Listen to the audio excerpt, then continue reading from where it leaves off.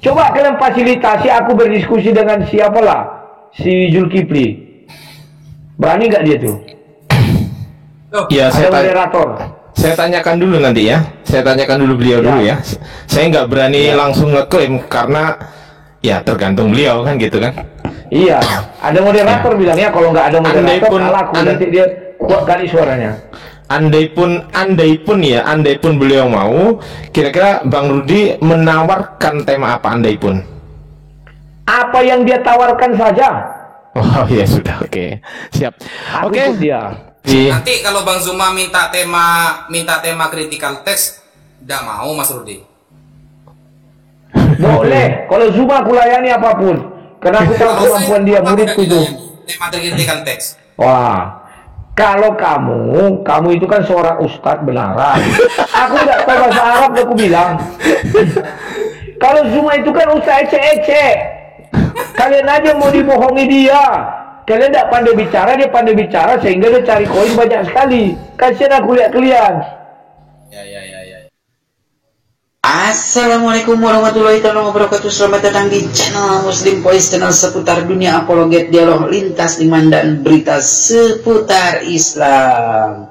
Terima kasih yang sudah bergabung di channel ini. Jangan lupa untuk like dan subscribe channel Muslim Voice yang bertujuan juga untuk mencegah pemurtadan.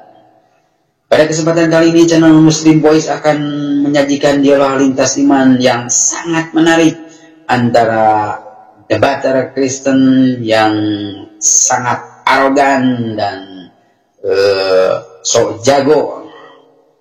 Siapa lagi kalau bukan Rudi Yohanes yang debatnya selalu mengandalkan asumsi tanpa data dengan seorang ulama muda yang cerdas.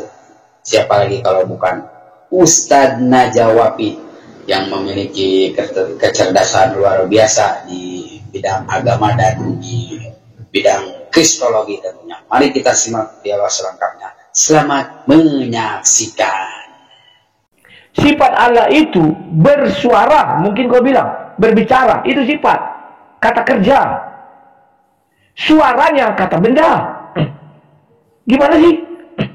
Kok kata benda jadi sifat? Contoh sifat, saya pemarah, penyayang, pengasih.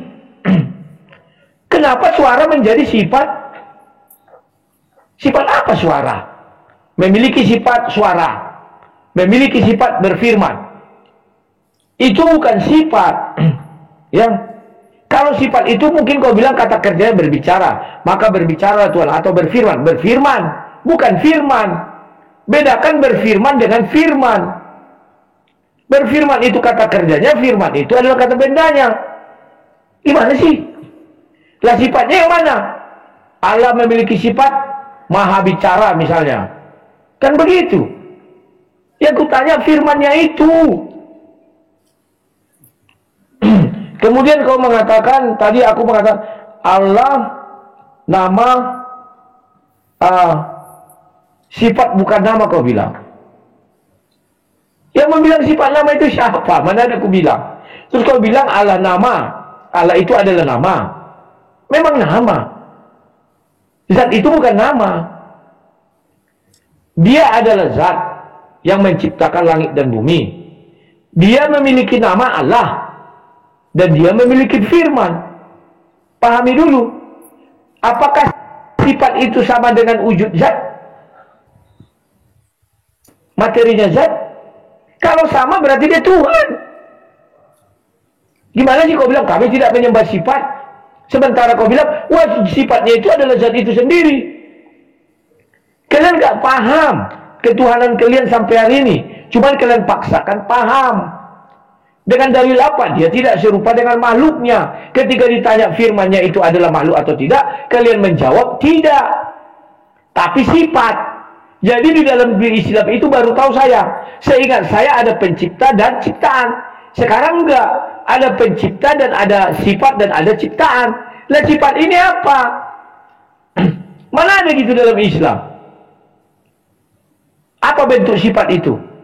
Wah itu sifat itu adalah zat itu sendiri. Kan itu kau bilang tadi. Ya kalau itu sendiri berarti dia Tuhan. Gimana sih? Ya. Terus mengenai lari tadi, kok bukan aku yang melarikan, kau yang melarikan. Lari kau ke 28 itu, kau ambil ini teks apanya, critical teksnya, kau tuduh aku yang melarikan. Masih ada rekaman. Maka aku ikutilah kau ke sana, lari ke Rita Wahyu. Ku larikan ke Buya Sakur, akhirnya aku tersadar. Kenapa kita lari ke sini tidak pembuktian Tritunggal? Sementara Tuhan kota Mekah nggak bisa kau jawab Tuhan kota Yerusalem. Mana firman Allah mengatakan, Yakub, katakan kepada semua orang, aku adalah Tuhan Yerusalem, atau kepada Daud. Daud tidak pernah menyembah Tuhan Mekah. Tidak ada cerita. Lapas Allah yang sekarang tidak dikenal itu di dalam nama Tuhan orang Yahudi. Nggak ada itu, nggak ada. Lapas Allah yang sekarang yang gini-gini tuh, nggak ada itu. Di Ten Commandment pun tidak ada itu. Paham? Jadi Tuhanmu ada dua, satu Tuhan kota Mekah, satu Tuhan kota Yerusalem. Dan Tuhanmu itu mengandung namanya zat, memiliki nama dan memiliki sifat, memiliki firman. Firman itu kau akui bukan makhluk, ya titik. Jangan kau kembang-kembangkan, wah dia bukan makhluk tapi sifat. Sifat itu Tuhan apa makhluk? Kan itu lagi balik pertanyaan. Oh dia bukan makhluk, ya udah Tuhan dong. Ya kami tidak menyembah sifat. Siapa bilang kau tidak menyembah sifat? Sifat itu adalah zat, zat itu kau sembah. Kalau kami menyembah Tuhan artinya menyembah sifat. Kan ini sama. Silakan, terima kasih. Baik, terima kasih Lairudi. Mau langsung dijawab dulu Ustadz Wafi? Langsung? Oke. Ya. Tafadhol Ustadz. Jadi begini Mas Rudi. Mas Rudi tadi bilang saya tidak bisa menjawab bahwa Allah ini Tuhan Yerusalem. Hanya Tuhan Mekah saja di dalam ayat Al-Quran. Loh, kalau semuanya harus tertulis seperti itu Mas Rudi, ketika mengutus Nabi Dawud, ini Tuhan, perintahkanlah, sembahlah aku, Tuhannya orang Yerusalem. Harus tertulis seperti itu. Ada utusan lagi di Indonesia semuanya, katakanlah, sembahlah Tuhan Indonesia. Ya gak gitu konsepnya Mas Rudi. Kalau konsepnya seperti itu, ya Yesus sendiri tidak pernah dia itu mengatakan bahwa aku adalah Tuhan yang diutus ke muka bumi ini. Tidak pernah dia bilang seperti itu. Tapi kenapa Anda nyembah Yesus? Begitu Mas Rudi. Padahal dia sendiri tidak pernah bilang seperti itu. Bahkan Yesus, pernah nggak Yesus apa namanya itu, yang ini kan Tuhan nih, Tuhan jadi manusia, pernah nggak jalan-jalan di luar Israel sampai ke Bali gitu ya, sampai ke Papua? Kan nggak pernah. Ya cuma keliling-keliling di sana saja meskipun sudah turun ke bumi. Karena kita meyakini bahwa dia diutus hanya untuk bangsa lokal, Bani Israel. Makanya istilahnya orang Kristen di Indonesia ini bangsa Israel rohani katanya. Untuk menutupi kebenaran sebenarnya. Karena Yesus tidak pernah, aku hanya diutus untuk dari kalangan domba-domba Israel. Kan gitu. Tidak pernah Yesus jalan-jalan keluar, gitu loh. Apakah harus tertulis juga? Gitu. Apakah di dalam perjanjian baru ada nggak? Di dalam perjanjian baru. Bahwa aku adalah Tuhannya orang Mekah dan orang Israel dan orang ini. Ya gak ada juga Mas Rudi. Gak ada juga. Kalau konsepnya harus tertulis begitu semua sama. Kemudian Yohanes tadi, Yohanes itu diajari siapa? Pada mulanya firman bersama Roh Kudus. Itu belum terjawab ya. Maksudnya begini, Yesus pernah nggak mengatakan di dalam perjanjian baru bahwa aku adalah, pada mulanya adalah firman yang bersama Allah dan aku adalah Allah? Ada nggak kalimat Yesus seperti itu? Kan sama-sama agak tertulis gitu. Atau data arkeolog lah, kalau Anda memang membangga-banggakan arkeolog, monggo tidak apa-apa. Pernah nggak Yesus mengajari hal seperti itu? Kalau cuma kita mengajarkan memberikan jalan kepada Tuhan, kalau cuma memberikan jalan kepada Tuhan kan belum tentu diajari kan bahwa dia pada mulanya adalah firman, lalu firman bersama Allah dan firman adalah Allah. Mana datanya itu? Bahwa Yesus pernah ngajari seperti itu. Kalau tidak pernah diajari Yesus berarti bidat. Yohanes ayat 1, ya Yohanes 1 ayat 1 berarti bidat, kan begitu. Kemudian saya buktikan Mas Rudi. Tadi Mas Rudi kan mengatakan nih, semua Tritunggal itu mengajari baptis atas 3 nama. Padahal Mas Rudi tidak mau nih referensi yang lain, tidak maunya di kitab suci saja, kan begitu. Kitab suci ini adalah referensi saya. Coba Mas Rudi buka di dalam Kisah Para Rasul 2 ayat ke-38. Jawab Petrus kepada mereka, bertobatlah dan hendaklah kamu masing-masing memberi dirimu dibaptis dalam nama Yesus Kristus untuk pengampunan dosamu. Gak ada Roh Kudus, gak ada Bapa, gak disebutkan di sana Mas Rudi. Padahal Yesus sendiri ngajari kalau dibaptis pakai 3 nama. Bapa, Putra, dan Roh Kudus. Ternyata Petrus hanya membaptis dengan 1 nama. Apakah Petrus berpaham oneness, Mas Rudi? Begitu. Jadi gak bisa pemahaman seperti itu, Mas Rudi. Lalu kayak tadi ya, dia mengatakan kalau sifat Allah itu adalah Allah, berarti kan bukan makhluk, berarti Allah juga. No. Semua sifat ya yang melekat kepada diri Allah, maka kita diperintahkan sebagai umat Islam menyembah Allahnya, Mas Rudi. Allah itu kan punya banyak sifat, ya, punya banyak sifat, banyak banget lah. Nah, kalau kita menyembah Allahnya, berarti kita menyembah semua yang ada pada dirinya. Tapi kalau kita cukup menyembah firman-Nya saja, yaitu Yesus yang jadi manusia, maka ini tidak mewakili penyembahan yang lain. Kita harus menyembah sifat marahnya, kita harus menyembah sifat sabarnya, kita harus menyembah sifat dermawannya, kan begitu. Kalau firman-Nya saja. Tapi kalau Allah-Nya yang disembah, maka semua sifat itu terwakili. Gitu Mas Rudi. Oke, monggo dijawab. Oke. Semakin panas, teman-teman, kita sponsor dulu ya. Relax dulu, Ustadku, relax dulu, Bang Sang Debater. Teman-teman di bawah, minum dulu. Teman-teman di bawah yang sudah semakin larut malam ini, di sini sudah pukul 1 malam dan saya ternyata salah melihat, ternyata pukul 9 malam. Jadi silahkan di tap-tap layar teman-teman di bawah, diklik. Itu ada love di pojok kiri atas. Di masing-masing channel ada channel Ustadz Naja Media, ada channel Sang Debater, dan juga channel host yaitu Ardiansyah Arif. Jadi kemanapun Anda pergi, tetap di sini, tunggu di sini. Kita saksikan debat lintas agama terpopuler dan tergempar di dunia dalam berita, baik itu dunia nyata maupun dunia goib. Terima kasih. Lanjut akan dituntaskan oleh Sang Debaters menjawab pertanyaan dari Ustadz Naja Media. Silahkan. Oke, terima kasih.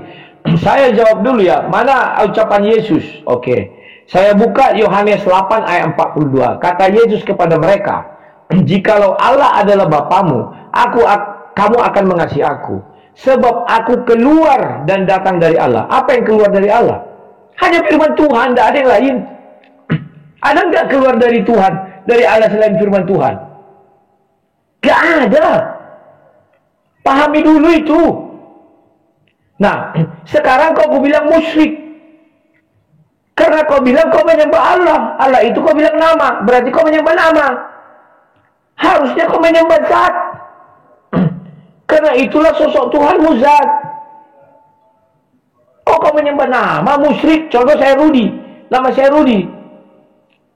Orang menyembah nama saya misalnya, nggak saya yang disembah, tapi yang disembah tubuh saya ini. Kalau kalian namanya zat. Orang menyembah zat Allah, bukan nama Allah. Pahami dulu itu. Kalau menyembah nama yang musyrik lah kau. Sekarang nama Allah, kapan nama itu ada? Aku ingin tahu ya, pertanyaannya, kapan nama itu ada? Itu yang pertama. Yang kedua, itu sudah ya. Kamu mengatakan Bani Israel. Israel itu, kami bukan Israel rohani. Keliru orang-orang itu. Mereka tidak paham apa arti Israel. Israel artinya bergumul dengan Allah dan bergumul dengan manusia. Nama dia Yakub dulunya, diganti menjadi Israel di Kejadian 32. Apa itu Israel? Artinya bergumul dengan Allah dan bergumul dengan manusia, dan dia pemenang. Maka Yesus mengatakan, pergilah ke bangsa Israel. Artinya bangsa-bangsa yang bergumul dengan Tuhan, yang bergumul dengan manusia, dan dia jadi pemenang. Kemudian Petrus, yang kau bilang itu benar. Kan sudah kubilangkan di Kisah Para Rasul 8, orang itu sudah pernah dibaptis, tapi Roh Kudus belum turun, maka dibaptis dalam nama Yesus. Ditambahi, dibaptis dalam nama Roh Kudus. Mereka belum, memang sudah, orang-orang itu sudah pernah dibaptis, tapi ketika orang menjadi bertobat, memang tidak dijelaskan, hanya dikatakan mereka dibaptis. Contohnya Filipus sama Sida-Sida, tidak dibilang dia apa membaptis dalam nama apa. Tapi ketika Petrus waktu membaptis di Kisah Para Rasul 8, karena mereka sudah live dibatasi selama 10 menit, tidak tersambung. Aku dibatasi 10 menit. Putuskan aja media. Aduh. Aku dibatasi 10 menit. Apa maksudnya itu? Ustaz, tapi nggak ada suaranya, Ustaz. Dibatasi 10 menit katanya tadi. Cek, tidak ada apa-apa, lanjut. Aman. Lanjut. Aman. Ya, maksudku aku yang dibatasi 10 menit katanya tadi. Aman ya. Peringatan. Aman. Barusan saya telepon TikToknya aman. Lanjut. Siap. Oke. Saya stop waktunya ya. Waktunya saya stop ya. Sebentar. Mengonsumsi zat yang ditampilkan dalam live ini dapat. Jangan dibaca. Waduh, malah dibaca. Lanjut. Tadi dia kayaknya ingin ngudut ini. Ya. Oke. Enggak. Udah lanjut. Ku lanjutkan ya. Ya.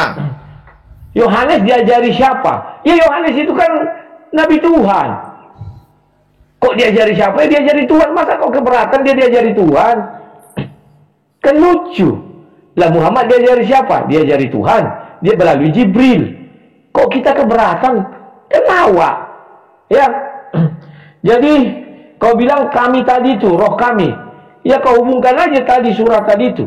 Roh kami mengutus roh kami kepadamu dalam wujud manusia asli, manusia sempurna. Manusia sempurna artinya ada DNA, ada kromosom. Kromosom siapa? Kalau kita bertanya begitu kan, tapi nggak usah ke situ. Terus dia ketika berbicara sama Isa, kami tiupkan roh kami. Jadi ternyata Jibril meniupkan rohnya kepada Isa. Jadi yang menghidupkan Isa bukan roh Tuhan, roh Jibril. Kan begitu. Kemudian kau tadi mengatakan Tuhan kota Mekah. Kalau di dalam Bible ada, aku adalah Allah Abraham, Allah Isa, Allah Yakub. Artinya merujuk kepada satu keturunan. Maka seluruh keturunan yang ke sana. Itulah maksudnya. Mau dari mana silakan. Tetapi setelah perjanjian baru Yesus datang, ada juga dikatakan Allah Abraham, Allah Isa, dan Yakub. Maka dia sendiri turun. Lukas 1 ayat 11. Bahwa dikatakan apa? Dia adalah juru selamat. Di saya 44 ayat 11, aku adalah Tuhan, aku adalah Tuhan, tiada Tuhan selain aku adalah juru selamat. Kan itu ayatnya. Kami mengakui Yesus dari situ. Lah kalian gimana sih? Silakan, David.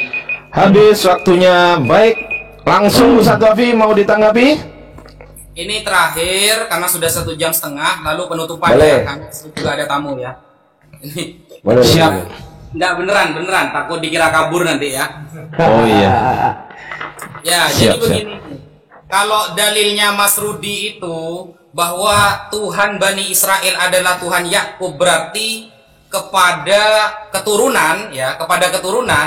Loh, di awal saya kan sudah bilang di surah Al-A'raf, wa ila thamudah akhahum huda, kepada kaum Samud, akhahum solihah, kepada kaum Samud kita mengutus Nabi Soleh. Kemudian wa ila adin akhahum huda, kepada kaum kaum Ad, Allah mengutus Nabi Hud. Kemudian Nabi Isa sendiri dalam surah Al-Maidah ayat ke-72, ya Bani Israel ubudullaha rabbi wa rabbakum, wahai Bani Israel sembahlah Allah yang Tuhanku dan Tuhan kalian. Kan sama ayatnya, sama juga, itu merujuk kepada Bani Israel ada, kepada Nabi Soleh kaumnya ada. Kemudian Nabi Muhammad lebih lengkap lagi, beliau itu rahmatan lil alamin, seluruh dunia. Makanya saya jawab, ketika Allah mengatakan Rabb hadhil baldah, Sembahlah Tuhan pemilik kota Mekah ini, karena asbabun nuzulnya saat itu Rasulullah berdiskusi dengan orang kafir Mekah. Maka pemilik Mekah ini yang disembah, jangan Mekahnya. Seperti itu Mas Rudi. Kemudian masalah Petrus ini ya, saya baca ayat Bibelnya ya. Petrus ini memang agak ngeyel Mas Rudi. Dia itu pernah ketemu Yesus tapi gak nurut sama Yesus gitu loh. Coba kita baca ya. Di dalam Kisah Para Rasul, Petrus ketika membaptis hanya dengan nama Yesus. Tidak ada nama Bapa dan Roh Kudus. Apakah Petrus berarti beragama Oneness, memahami Yesus itu adalah Allah? Kan tidak. Kemudian di ayat selanjutnya Mas Rudi, bukan hanya Petrus Kisah Para Rasul berapa? Sebutkan. Astagfirullah. Kisah Para Rasul 2 ayat 38. Bukan hanya Petrus, Yohanes, makanya saya ragu, Yohanes tahu bahwa Yesus itu pada mulanya adalah firman. Firman yang bersama Allah, firman adalah Allah, itu tahu dari siapa? Ternyata ayat yang dibawakan Mas Rudi tadi tidak menunjukkan di sana ada Yohanes. Dan itu pun pemahaman Mas Rudi sendiri. Karena aku keluar dari Bapa, maksudnya itu diutus oleh Bapa. Dan merujuk kepada Yohanes 3 nomor 34, semua yang diutus oleh Bapa, ingat ya, Yohanes 3:34, dibuka itu. Semua yang diutus oleh Bapa, maka dia akan dinaungi Roh Kudus untuk menyampaikan firman-Nya. Bukan hanya Yesus yang dapat Roh Kudus. Bukan hanya Yesus, berarti Musa juga dapat, ya, Abraham juga dapat. Lalu kenapa Yesus yang Anda tuhankan? Kemudian Yohanes juga mengatakan seperti itu. Ini buka ya, Kisah Para Rasul 8 ayat 14 sampai 16. Ketika rasul-rasul di Yerusalem mendengar bahwa tanah Samaria telah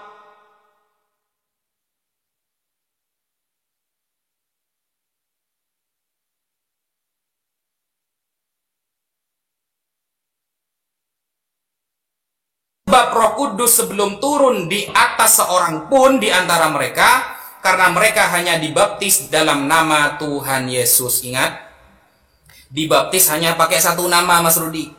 Orang Kristen yang sekarang itu ikut siapa kalau gitu? Murid-murid Yesus itu semuanya dibaptis hanya satu nama. Tidak ada Bapa dan tidak ada Roh Kudus. Dan kalau kita buktikan di dalam fakta sejarah Mas Rudi, pernahkah Yohanes bersyukur atas nama Yesus? Tidak pernah. Pernahkah Paulus bersujud kepada atas nama Yesus? Tidak pernah. Pernahkah Markus berdoa atas nama Yesus? Tidak pernah. Lalu orang Kristen itu niru siapa menuhankan Yesus?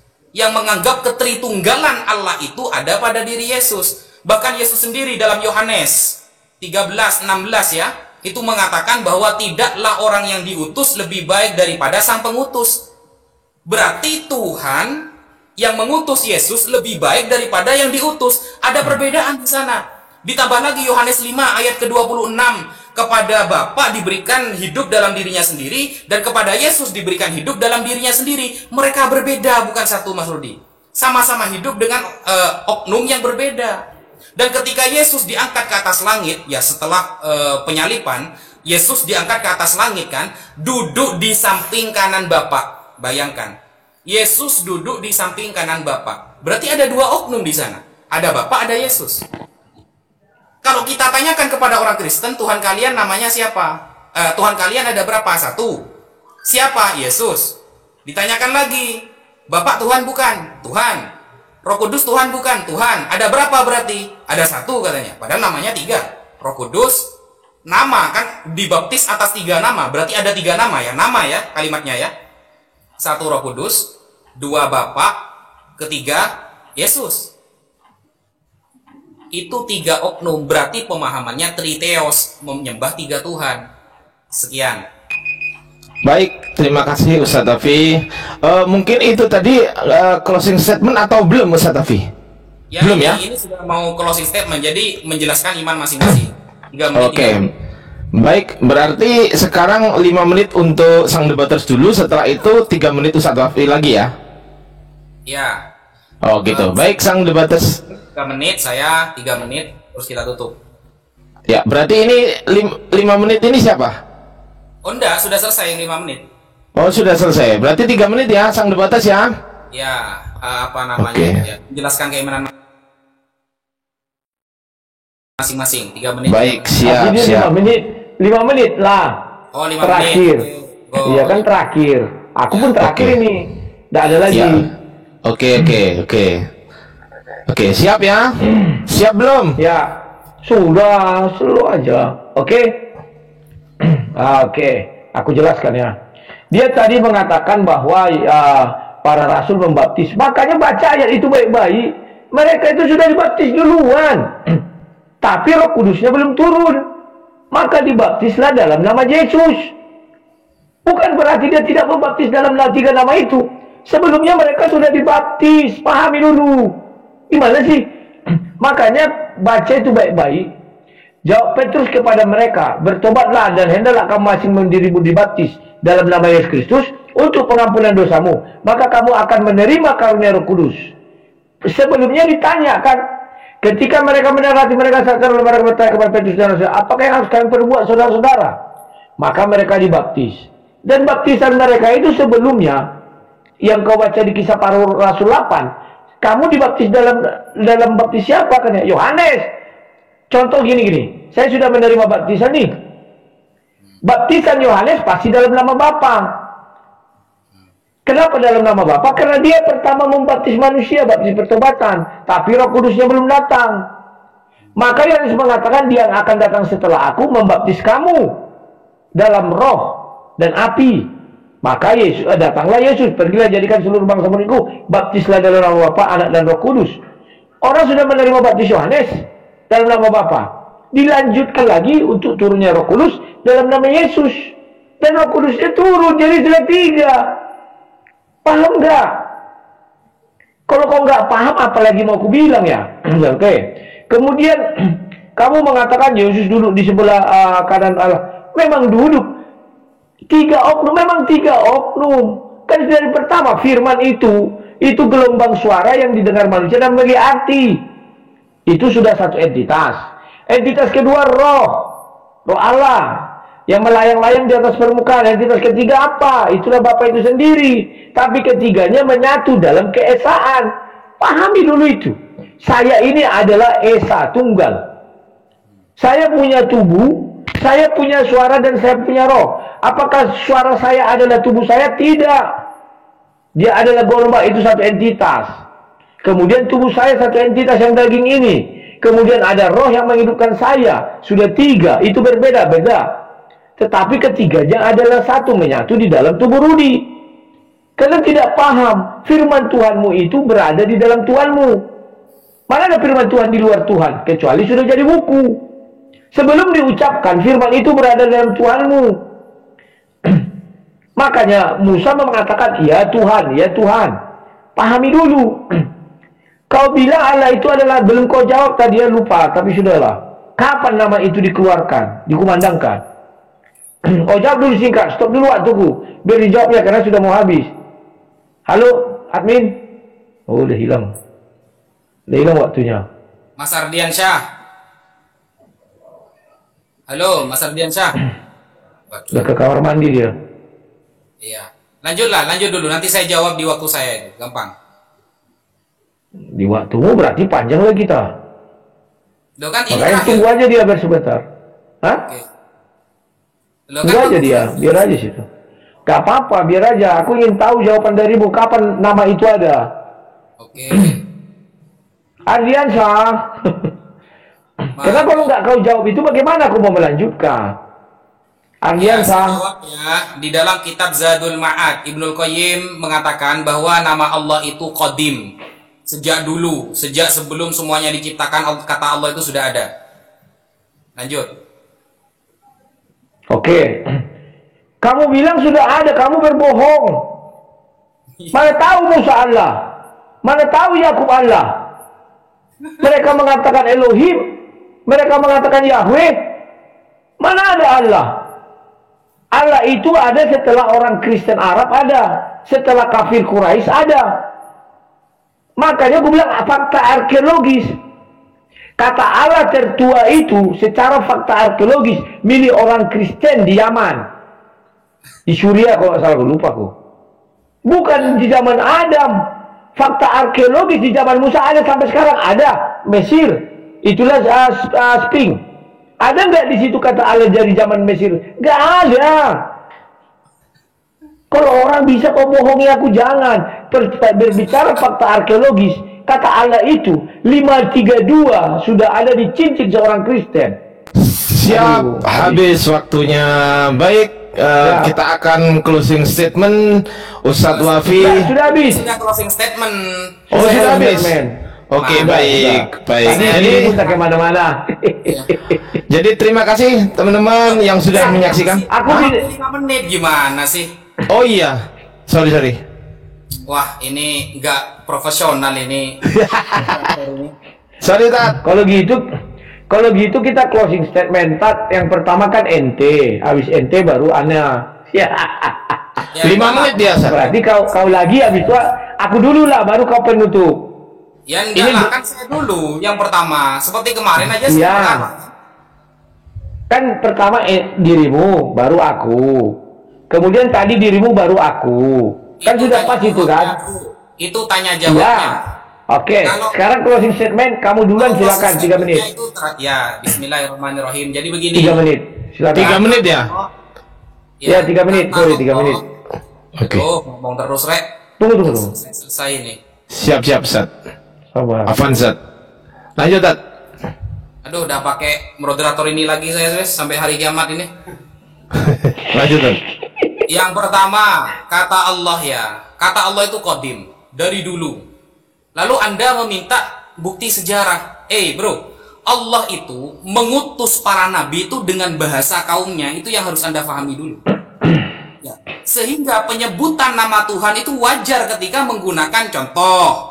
Kalau dalam perjanjian lama, kitab-kitab orang Yahudi memanggil dengan Yehova. Nah, ternyata Yehova, Yehye itu, dan oleh orang Yahudi sekarang, di dalam Targum ya, contohnya di dalam Targum para rabi Yahudi, disebutkan YHWH itu adalah Allah loh. Itu mereka ya yang mengakui ya, saya tidak mengakui pengakuan mereka, tapi mereka mengatakan awwalu ma khalaqallah dalam Targumnya. Ini bagian rabi orang-orang Arab ini. Awwalu ma khalaqallah, mereka memanggil Allah juga. Nah, karena Allah mengutus para nabi dengan bahasa kaumnya, maka wajar ketika mereka menarasikan apapun dalam agama mereka dengan bahasa kaumnya. Buktinya, Yesus saja ketika disalib, dia bilang apa? Eloi, Eloi, lema sabachthani.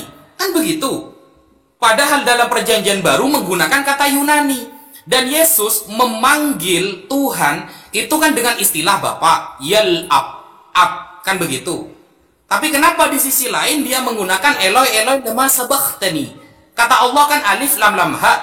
Alif lam lam ha itu meskipun para ulama berbeda pendapat apakah ini termasuk isim mustaq atau isim jamid, apakah dibentuk dari kata lain atau ini adalah kata yang memang berdiri sendiri, tapi ulama kita sepakat kalau itu adalah ismul ilah, adalah nama Tuhan. Begitu, referensinya saya ada. Loh Mas Rudi, apakah bawa referensi dari tadi? Kan cuma Bible itu saja referensinya, tidak ada penguat, kan begitu. Nah, kemudian gini Mas Rudi,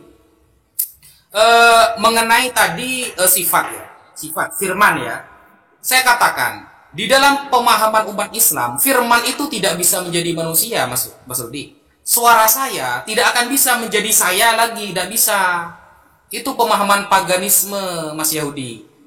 Paganisme seperti itu, bahwa dalam diri Tuhan ini bisa berpecah belah, ada 3 oknum, yang 3-nya itu menjadi satu. Kan begitu paham paganisme itu. Sedangkan kalau maksudnya Esa itu adalah satu kesatuan, buktikan referensinya. Kalau Esa itu memang makna satu kesatuan, ada nggak referensinya? Esa itu bermakna satu kesatuan.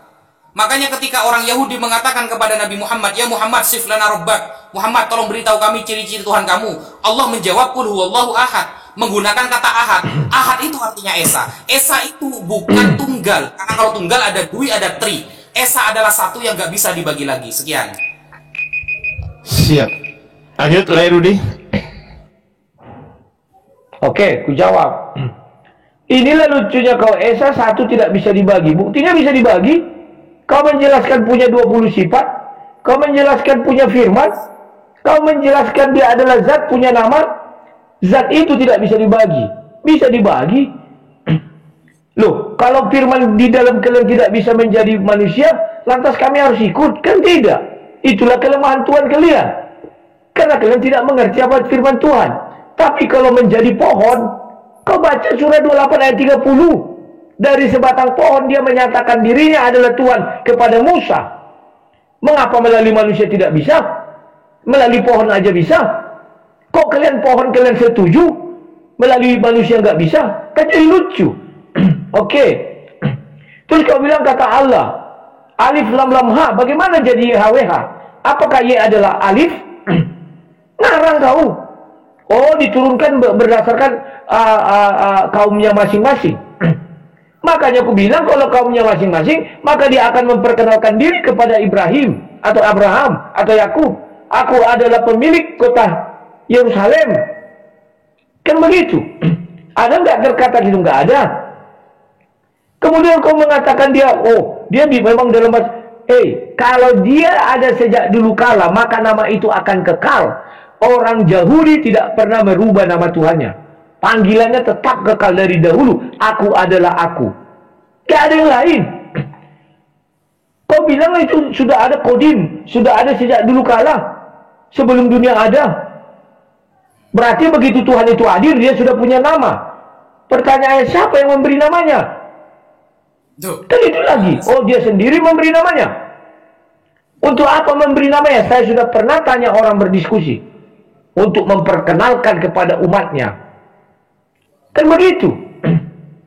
Makanya fakta sejarah tidak ada di situ ada Allah itu sebelum Muhammad datang. Sebelum orang Kristen jadi orang Arab jadi Kristen dan orang kafir Quraisy tidak ada kata Allah. Contoh, misalnya pada zamannya Musa, nggak ada fakta sejarah mengatakan sejarah tertua apa? Oh, belum ada tulisan, sudah ada. Buktinya tulisan Mesir ada, tulisan si Musa juga menulis. Gak ada dibilangnya di situ alif lam la itu tulisan sekarang itu. Gak ada itu. Ya. Dan Tuhanmu ingat ada Tuhan pemilik kota Mekah dan ada pemilik kota Yerusalem. Karena Musa itu bukan orang Mekah. Yakub bukan orang Mekah. Oke. Oke, itu saja. Kalau ada kata-kata yang salah mohon maaf. Saya disclaimer ini hanya diskusi. Besok jangan lapor polisi. Gimana Mas Rudi? Data ESA itu hanya satu kesatuan itu ada. Oh, kan sudah kau bilang ekhat. Enggak. Ya dari bahasa Ibrani itu aja kau lihat. Enggak, maksudnya ESA itu bermakna satu kesatuan itu di mana datanya? Ekhat itulah, gimana sih? Oh, ya wes. Paham. Gimana? Aduh. Lanjut. Ya. Udah habis waktunya. Terima kasih. Udah habis. Nanti lain kali. Coba kalian fasilitasi aku berdiskusi dengan siapalah si Zulkifli. Berani nggak dia tuh? Ya, moderator. Saya tanyakan dulu nanti ya. Saya tanyakan dulu beliau dulu ya. Saya nggak berani langsung ngeklaim karena ya tergantung beliau kan gitu kan. Iya, ada moderator bilangnya kalau nggak ada moderator kalah aku nanti dia kuat kali suaranya.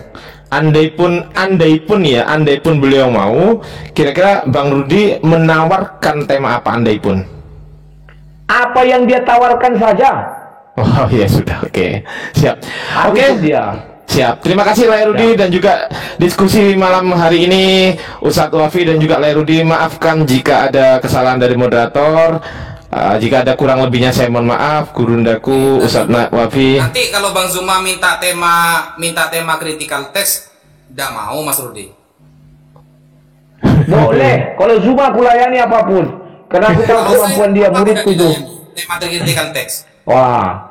Kalau kamu itu kan seorang ustadz benaran. Aku nggak tahu bahasa Arab, aku bilang. Kalau Zuma itu kan ustadz ece-ece. Kalian aja mau dibohongi dia. Kalian tidak pandai bicara, dia pandai bicara sehingga dia cari koin banyak sekali. Kasian aku lihat kalian. Lanjut. Ya udah. Silakan. Istirahat.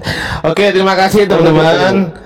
Ya, kita akan tutup diskusi ini dengan ucapan hamdalah untuk orang Islam. Alhamdulillahirabbil alamin. Terima kasih Ustaz Wafi dan juga Lai Rudi. Terima kasih sudah mampir. Kita